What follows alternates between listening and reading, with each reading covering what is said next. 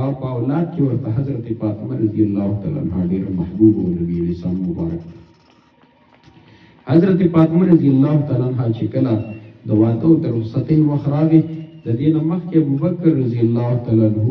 او عمر رضی الله تعالی عنهم د هغې تپوس کړی چې تاسو د دې فاطمه رضی الله تعالی عنها رشته موږ له راکړئ ابوبکر رضی الله عنه نبي اسلام ته ویلو او بیا عمر رضی الله عنه ورته ویلو خو نبي اسلام مبارک ورته څه ونه وی خاموش پاتې شو نه ورته انکار وکړو نه اقرار وکړو بیا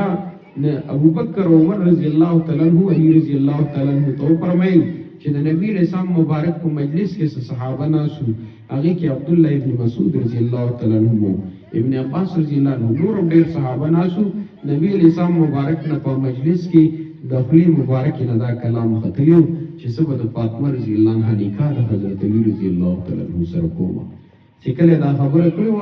نو هغه ابوبکر او عمر رضی الله تعالی عنہ ته پته ولګېده او دغه صحابه راغلل علی رضی الله تعالی عنہ ته فرمایي چې موږ د محبوب الاسلام مبارک نه داسې اورېدلي چې ستا د حضرت فاطمه رضی الله تعالی عنها سره نکاح کیږي نبی الاسلام مبارک ستا تذکرہ کړی دی تاسو کا علی رضی الله تعالی عنہ د نبی الاسلام مبارک په تربیت کې پاتې شو په ابتدایي زمانہ کې نبی الاسلام مبارک د علی رضی الله عنه تربیت کړي او علی رضی الله تعالی عنہ چې کله د شپږو کالو نبی الاسلام مبارک سره یو څه منځونه کوي وستا ایوب کاکا لیکلي عمرې لکه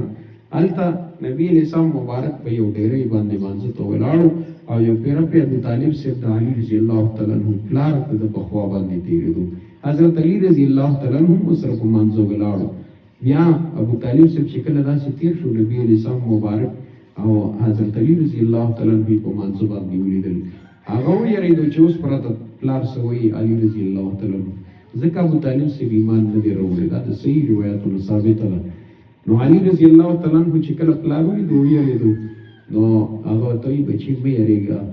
دا محمد علیه السلام مبارک هغه عظیمه هستی ده چې دی به تا چاته په غلطه لار باندې نه رواني دی تا سمې لارې ته راولي د ده ملګرتیا کوه د ده په معیت کې ژوند تېروه ابو طالب صاحب ورته همدغه رنګ یې وفرمایل نو لہذا نبی علیه السلام مبارک په تربیت کې پاتې و علي رضی الله عنه وی چې زه خو شرمېږم نشم ویلی ورته وایي ته ورته ووایه مونږ اورېدلي دي د نبي علیه السلام مبارک په مجلس کې دغه صحابه ورته وفرمیل هغوی چې کله راغلل او حضرت علی رضی الله تعالی عنہ نبی علیه السلام مبارک ته کېناستو سر یې ښکته کړی و حیا د وجې نبی علیه السلام مبارک ورته وایي وایه علي څه دې راوړي څه خبره کول غواړي او ورته فرمایي د الله محبوبه وایي زه تا ته نشم ویلی شرمېږم حیا راځي وایي نه خیر دی ووایه بیا ووایه بیا دوه درې پېرې ووایي وایي زه د فاطمه رضی الله عنها سره رشته کول غواړم نبی علیه السلام مبارک ورته وفرمایل صحیح ده زه د فاطمه رضی الله عنها نه تپوس کوم بیا تا ته وایم نبی علیه السلام مبارک کور ته تشریف راوړو ګوره د دواړو جهانو سردار غوندې عظیمه هستي چې د هغه لوري حضرت فاطمه رضی الله عنها د حیا غر دا دواړو جهانو سردار راځي او فاطمه رضی الله عنها نه تپوس کوي ورته فرمایي فاطمې علي رضی الله تعالی عنه ستا تپوس کوي د رشتې په باره کې څه وکړم که د دې زمانې پلار و ښه زه خو شرمېږم زه به اوس د لور نه تپوس کوم زه خو پښتون یم پلانکې یم ډینګرې یم نه نبی علیه السلام مبارک موږ ته ژوند وښودو چې د لور رشته کې د هغې په خوښه باندې په سم ځای کې رشته وکړو چې مناسب ځای په داسې ځای کې رشته وکړو فاطمه رضی الله عنها د حیا نه خاموشه شوه ویې فرمیل ستا چې څه خوښه یي د الله محبوب هغه ماته قبولېږي بیا د فاطمه رضی الله عنها رشته د حضرت علی رضی الله تعالی عنه سره وشوله نبی علیه السلام مبارک ورته فرمایل ته د واده تیاری کوه واده د دې زمانې واده نه و چې 3 میاشتې خلکو له غوږونه په ټولګو باندې وباسي حضرت فاطمه رضی الله تعالی عنها د نکاح وخت چې راغی نبی علیه السلام مبارک علی رضی الله تعالی عنه ته وفرمیل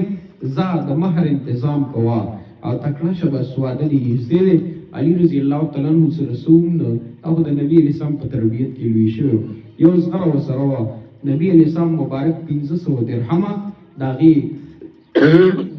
د نکاح مقدار مهر چې څه ته ویلی شي 1500 او یا 480 درهمه دواړه روایت راځي چې دومره مهر نبی علیه السلام مقرر کړو هغه مهر چې مقرر شو علي رضی الله عنه د هغې دپاره انتظام کړو اصغر یې راواخېسته لپاره داسې بازار ته روان دی لار کې اوس عثمان رضی الله عنه میلاو شو څه کې علي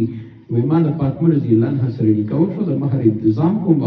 واده تیاری کې لګم وې سکه وې دا په زغره سکه وې دا خرصومه وې دا مال راکا دا زغره ځان سره کینا او ستا چې د واده څومره ضرورت دي دا به عثمان ستاره طرف نه برابرې ته پیغام شه دې خبرونه زته خپل تنظیم کوه هغه ټیم کې چې څومره مقدار کې هغه کوم سيزونه په کار وغه ورلو واغستل راځه بازار کې د لټول سيزونه واخلم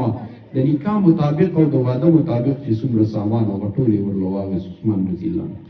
دا غي نه پس چې کله رخصتي کېدله ایمن رضی الله تعالی عنها دا د نبی اسلام مبارک د مور بیبي د آمنه رضی الله تعالی عنها خادمه و دا غي منځ او خادمه و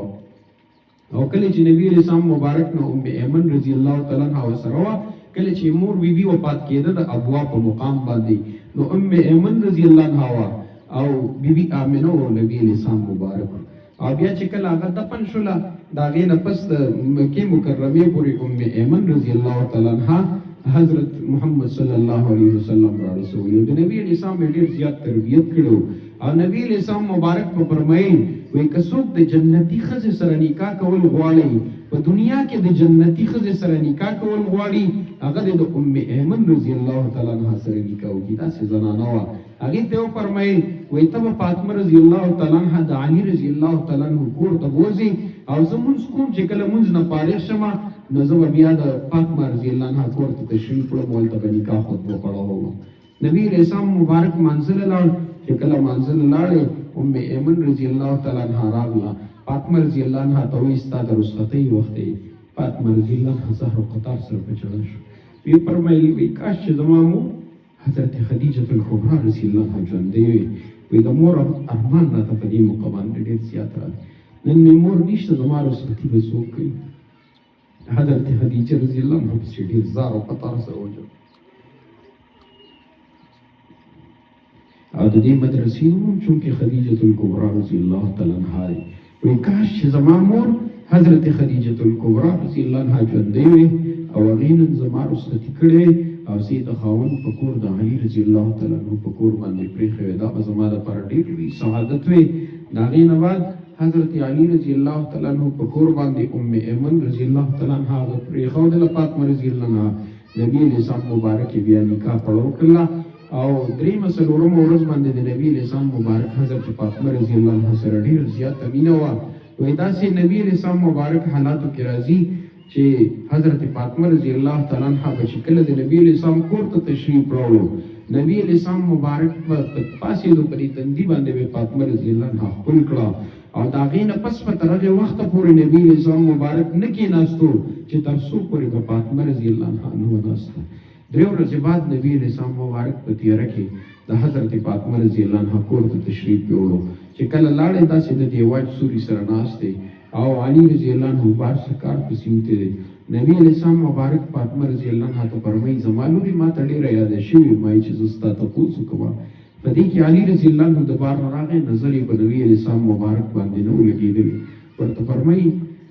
فاطمه رضی الله عنها سره څه خبرې کولې بیا چې کله په نبی اسلام مبارک نظر ولګېد یا رسول الله ته زموږ په کور کې هغه ته یا زه د خپلې لور تپوس له ستاسو تپوس له راغلی یم چې ژوند هم څنګه تېرېږي وایي تا به حکم کړی وی ما به فاطمه رضی الله عنها دروستې وه او فاطمه رضی الله تعالی عنها به ستا د ملاقات لپاره درغلې وه تاسو ولې تکلیف کوو نبي اسلام مبارک ورته فرمایي ای علي اوسه پورې فاطمه رضی الله عنها زما بچی وه زما د زړه ټوکړه ده خو لیکن اوس ستا بیبي د ستا د اجازت نه بغیر دا یو ځای کې قدم نشي کېښودلی ځکه زه په دې وجه باندې په خپله باندې راغلم نبی اسلام مبارک زنانو ته وښودل چې د خاوند حقوق در باندې د ټولو نه مقدم دي چې کله دې رشته وشي او د هغه په خوښه باندې به زندګي تېرې